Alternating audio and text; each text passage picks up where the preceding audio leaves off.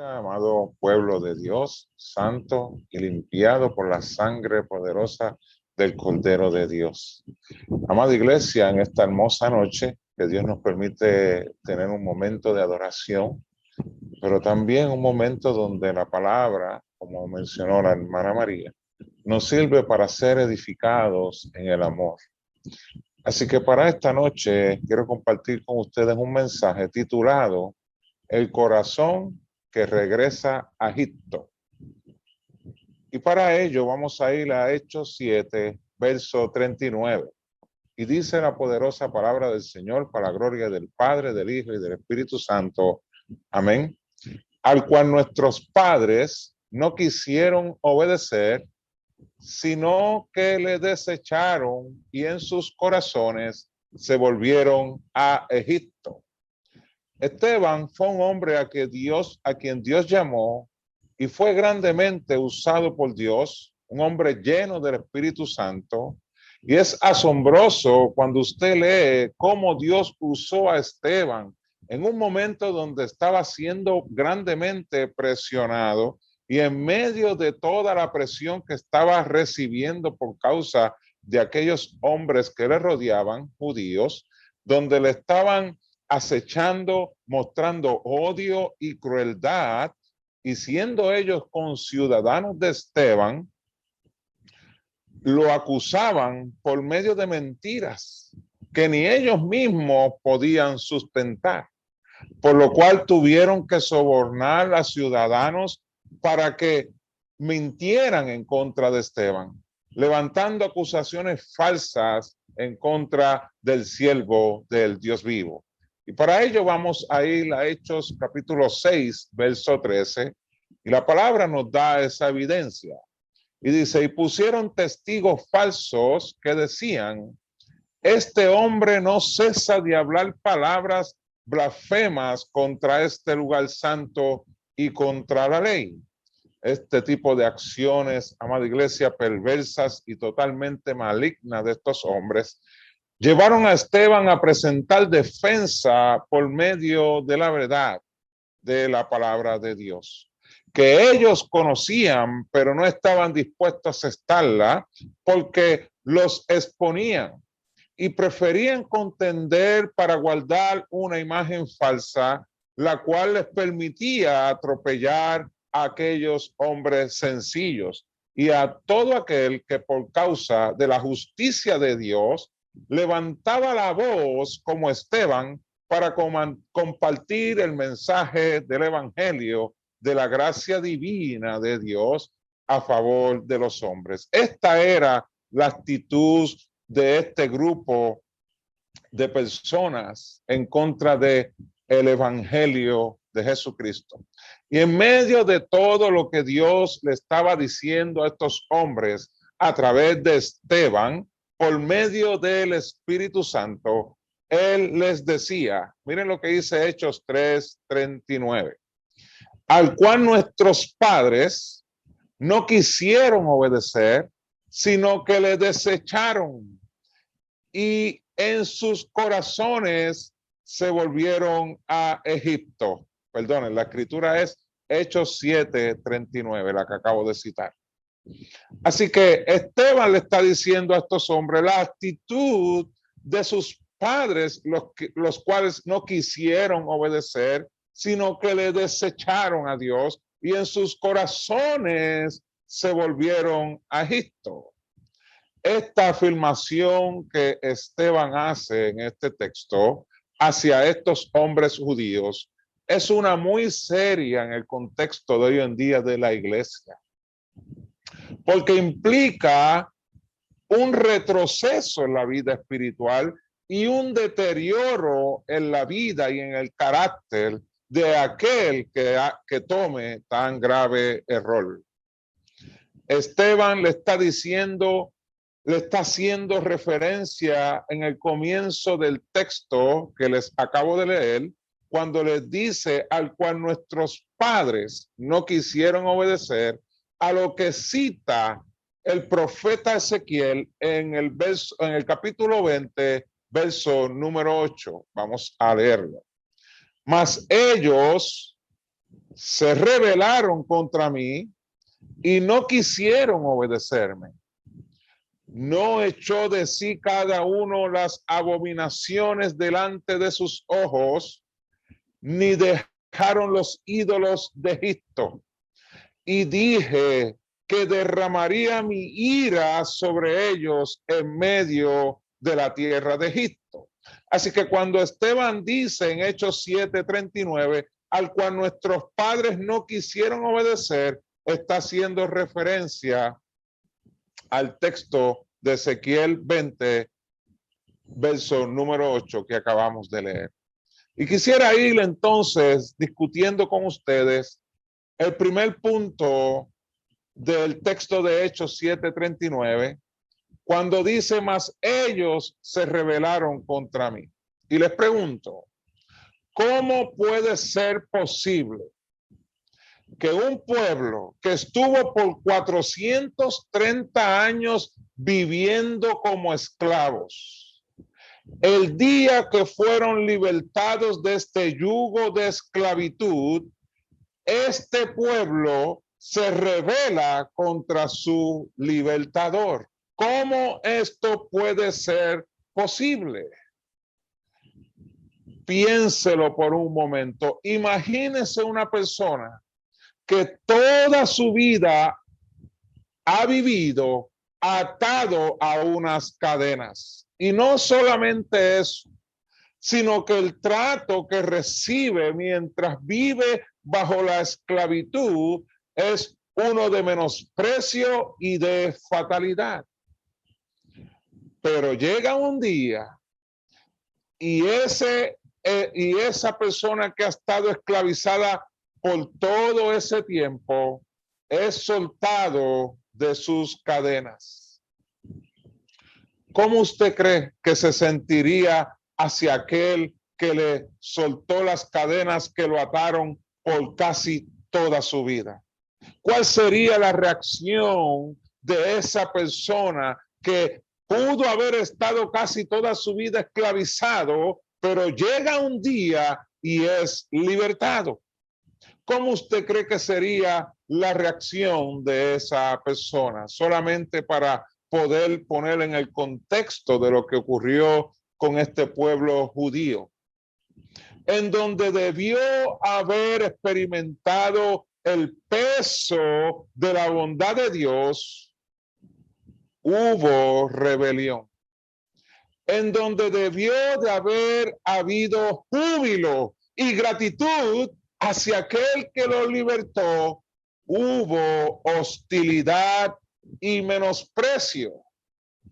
Y todas estas cosas, amados hermanos, salen del corazón del hombre, de la mente y los sentimientos del ser humano.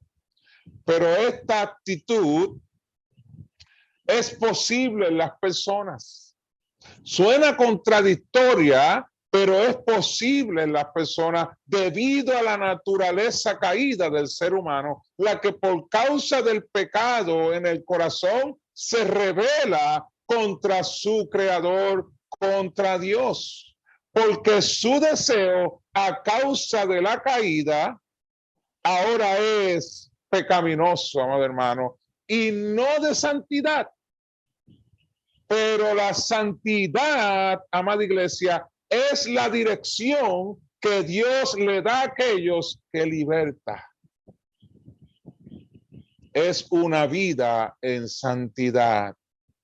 Pero esta dirección, el creyente, y escuche bien esta parte, esta dirección de santidad que Dios le da a aquellos que liberta, el creyente puede que esté de acuerdo, pero la resiste. Repito, el creyente puede que esté de acuerdo a la dirección de santidad que Dios le da a la iglesia, pero la resiste. ¿En cuántas ocasiones usted no ha estado dispuesto o dispuesta a ir al templo, a adorar a Dios, a escuchar la palabra del Señor, a tener comunión entre los santos, y se levanta con ese ánimo, con esa euforia, por decirlo así, porque vamos a la casa del Señor, pero finalmente no termina yendo.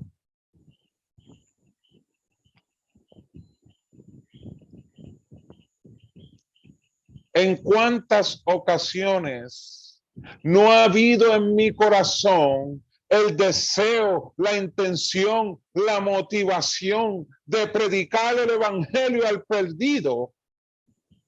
Pero cuando tengo la oportunidad, no lo hago. ¿En cuántas ocasiones he tenido la disposición de ayudar a mi prójimo, de hacer el bien a mi prójimo, pero finalmente no termino haciéndolo? Puedo tener el deseo, puedo estar de acuerdo con vivir en santidad, pero lo resistimos por la humanidad caída. Gálatas 6:8 dice, porque el que siembra para su carne, de la carne segará corrupción, mas el que siembra para el espíritu, del espíritu segará vida eterna, amado hermano. Se nos hace más fácil sembrar para la carne y Dios está consciente de eso. Por eso no lo deja así, sino que nos apercibe de las consecuencias que se acarrean al hacer eso, el sembrar para la carne. Y él dice, segará corrupción. Dios está consciente que nuestra humanidad nos va a persuadir a no vivir en santidad, pero nos apercibe de las consecuencias que han de traer seguir el camino de la carne. Segarán corrupción. O sea, esas acciones influenciadas por tus deseos carnales irán deteriorando tu fe.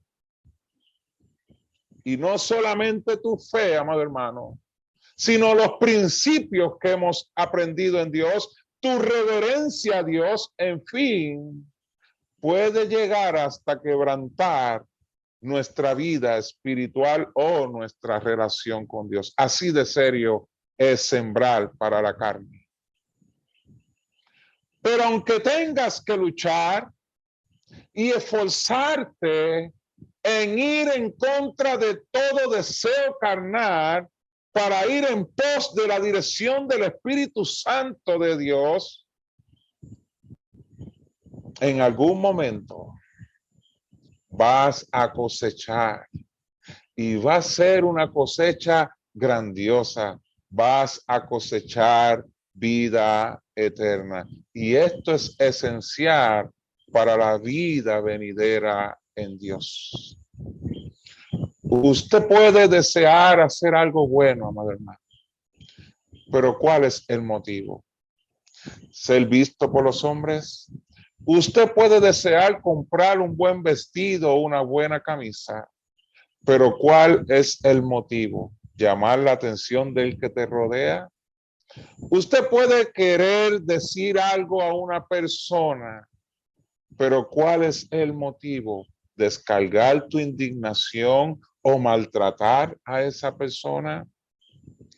Los deseos son buenos cuando son el hacer la voluntad de Dios. Y el hacer la voluntad es donde se va desarrollando tu vida de santidad, hermano. Cuando usted hace la voluntad de Dios consistentemente, su vida de santidad se va desarrollando al mismo tiempo, por el hecho de que te estás guardando exclusivamente para agradarlo a Él y solamente a Él, a nuestro Dios y Padre Celestial.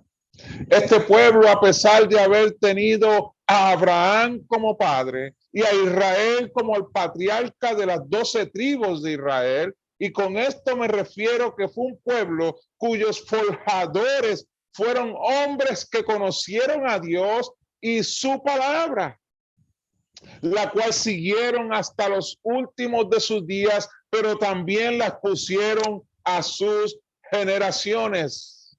A pesar de todo esto, actuaron de manera irreverente contra el Dios soberano. No hubo en ellos la humildad para reconocer a Dios como la autoridad sobre todo, sino que su entendimiento estaba entenebrecido. ¿Cómo está nuestro entendimiento o nuestro juicio? La palabra de Dios dice en Efesios 4:17, esto pues digo y requiero en el Señor, que ya no andemos como los gentiles que andan en la vanidad de su mente, teniendo el entendimiento entenebrecido, ajenos de la vida de Dios, por la ignorancia que en ellos hay, por la dureza del corazón. Y fíjense que el apóstol Pablo está diciendo, esto pues digo y requiero en el Señor que ya no andemos como los gentiles que andan en la vanidad de su mente. Aquí Dios nos está percibiendo, amado hermano, a evaluar cómo estamos pensando, cómo estamos actuando de acuerdo a lo que pensamos. Recuerdo una vez que el pastor fundador Félix Cabrera mencionó que si usted piensa mal, vive mal, pero si piensa bien, vive bien. Y no hay otra manera de pensar bien si no es pensar bíblicamente.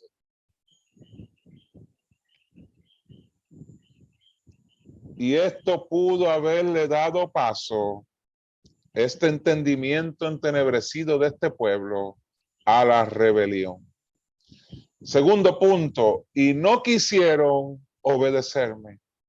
Esta actitud que asumió este pueblo fue la más peligrosa para ellos mismos, amado hermano, debido a que la falta de desobediencia tiene, escucha bien, la falta de desobediencia a Dios o la falta de obediencia a Dios tiene una raíz de altivez. Por eso digo que este fue uno de los peores errores que este pueblo cometió, el no obedecer a Dios, porque la falta de obediencia a Dios tiene una raíz de altivez. Y en cuanto a esto, la Biblia dice, antes de la caída, la altivez de espíritu. Por el hecho de que cuando la criatura se niega a seguir a la voluntad de su creador, es por la razón de que la criatura se puede estar considerando sabio en su propia opinión. Y esta práctica en sí misma es idolatría. Ser sabio en nuestra propia opinión es una práctica de idolatría, porque tu opinión está desplazando la de Dios, amado hermano, cuando caemos en seguir nuestra propia opinión, lo que es un grave error, considerar eso. Por el hecho de que nuestra opinión fuera de la verdad bíblica es un destino al fracaso. Proverbios 16:25 dice lo siguiente: hay camino que al hombre le parece derecho, la opinión del hombre. Hay camino que al hombre le parece derecho, pero su fin es camino de muerte. Y aún peor, a través de sus acciones puede estar en menosprecio hacia el favor de Dios. Y eso es lo que continúa diciendo el texto, amado hermano, sino que lo desecharon. No solamente lo menospreciaron, no lo obedecieron, sino que lo desecharon.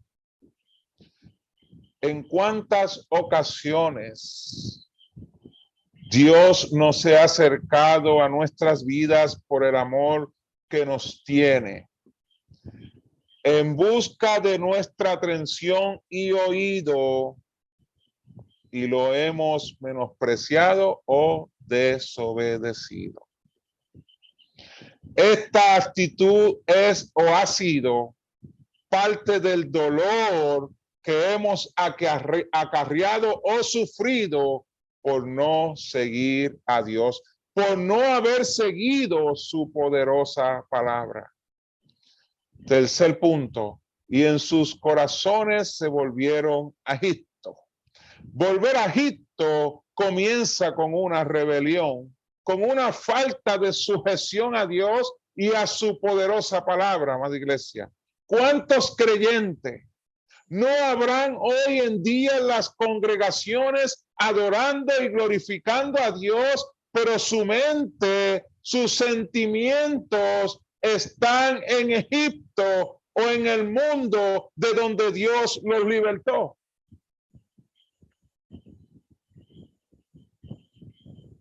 ¿A quién estarán engañando? Solo a sí mismo. Este pueblo le dice la palabra que mientras estaban en su estado de libertad, su mente está aún en cautiverio, en su esclavitud. Eso es lo que el texto nos ayuda a ver, que mientras están disfrutando de la libertad que Dios les dio, aún su mente sigue en cautiverio, en esclavitud. Veamos lo que dice Hechos, capítulo 7, verso 40. Cuando dijeron a Aarón, haznos dioses que vayan delante de nosotros, porque a este Moisés que nos sacó de la tierra de Egipto, no sabemos qué le haya acontecido. Miren lo que ellos están pidiendo, que le hagan dioses. Cuando el Dios de los cielos los acaba de libertar. Y es imposible que un creyente en este tipo de condición pueda crecer espiritualmente. Dios, así como diseñó un cuerpo físico para que creciera y alcanzara una estatura, también proveyó para que el creyente pueda adquirir un crecimiento espiritual de manera que cada día continúe creciendo hasta alcanzar la estatura del varón perfecto Jesucristo. Aunque nos cueste la vida y no lleguemos, el llamado es alcanzarla.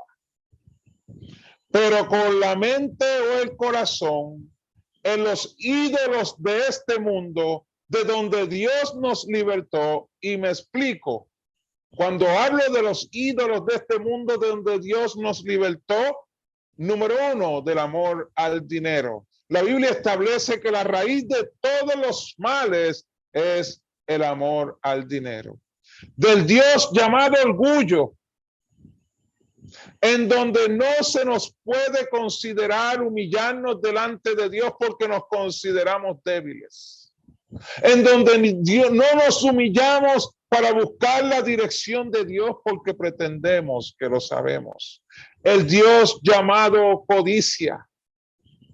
Y cuando digo Dios, me estoy refiriendo a Dios con letra minúscula. O el ídolo llamado codicia. Donde queremos más y muchas veces nos sentimos inquietos porque no tenemos lo que queremos.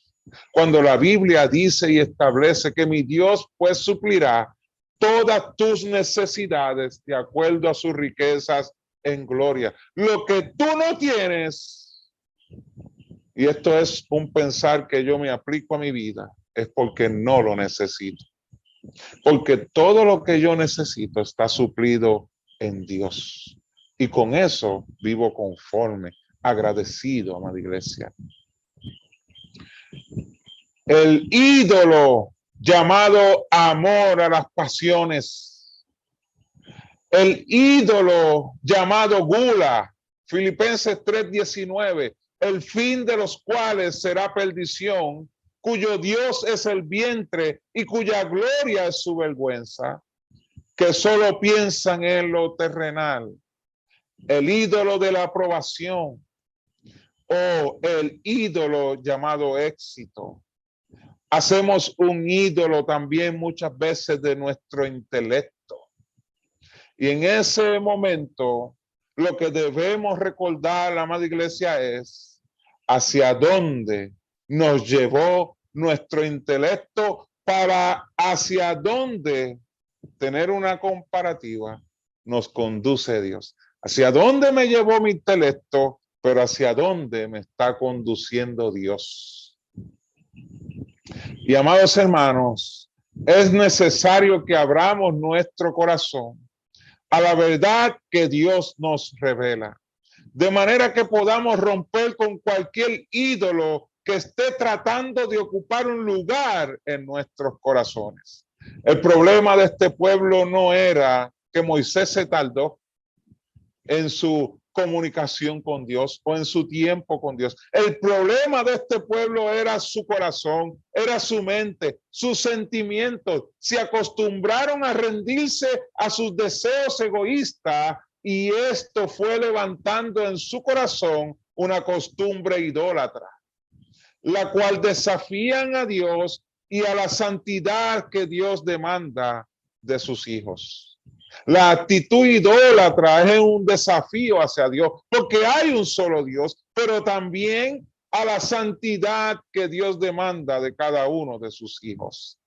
La Biblia dice acerca de los ídolos en el Salmo 135, los versos del 15 al 17, los ídolos de las naciones son plata y oro, obra de manos de hombre, tienen boca y no hablan, tienes ojos y no ven, tienen orejas y no oyen, tampoco hay aliento en sus bocas. Y finalizando este mensaje, lo que cada uno de nosotros debe considerar antes de que nuestra mente regrese a Egipto o al mundo del pecado que solo Dios nos pudo libertar, es lo siguiente.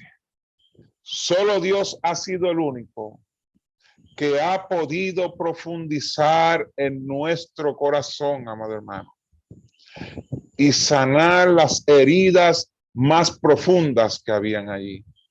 Y no solamente eso, sino también las grietas que habían allí a causa de nuestro mal carácter.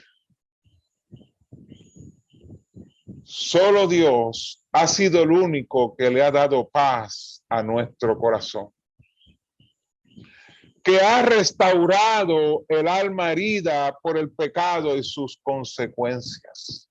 Esto es lo que usted debe considerar en el momento donde su mente se vea tentada a regresar a Egipto. Que solo Dios ha podido profundizar en su corazón y sanar sus heridas. Por lo menos esa es mi experiencia. Que solo Dios nos ha dado la paz que sobrepasa todo entendimiento. Y solo Dios ha sido el único que nos ha brindado un amor genuino, un amor incondicional que no importando la condición en que nos encontrábamos en nuestros delitos y pecados, Él fue el único que estuvo dispuesto a levantarnos y restaurarnos no solamente a nosotros, sino también a usted y su familia. Solo Dios fue el único que estuvo dispuesto a enviar a su Hijo para morir por nuestros pecados y devolvernos la identidad que hoy disfrutamos en Él, la identidad en Cristo Jesús. Dios es bueno, amada iglesia, y aún este pueblo haberse tornado a Egipto, Él les dio una oportunidad de reivindicación y les dice en Nehemías 9:17, no quisieron oír, ni se acordaron de tus maravillas que habías hecho con ellos. Antes endurecieron su cerviz y en su rebelión pensaron poner caudillo para volverse a su servidumbre. Pero tú, aquí está la esperanza, eres Dios que perdonas, aquí está la gracia, eres Dios clemente y piadoso, tardo para la ira y grande en misericordia, porque no los abandonaste. Qué grande es nuestro Dios. Qué asombroso nuestro Dios. Si tu corazón se ha tornado a Egipto, reconócelo y regresa a Dios arrepentido. Él te sigue esperando. Donde está el perdón y donde está tu vida. No solo terrenal, sino también tu vida eterna. Dios te bendiga, amada iglesia. Vamos a orar juntos al Señor en esta preciosa noche. Padre celestial y Padre bueno, hemos escuchado tu palabra, la cual ha sido firme y descriptiva en cuanto al corazón humano. Ayúdanos, Dios, a no tener una actitud de esclavo cuando ya tú nos hiciste libres en Cristo Jesús. A no retroceder atrás porque tu misma palabra enfatiza que no nos acordemos de las cosas pasadas ni las traigamos a memoria, sino que prosigamos al blanco de nuestra soberana vocación, que es Cristo nuestro Señor y Salvador. Síguenos guiando, Padre Celestial, por tu Santo Espíritu, toda justicia que es Cristo y a toda verdad que es Cristo. Por Cristo Jesús te lo he pedido todo, dándote gracias. Amén, amén. Dios me los bendiga, amada iglesia.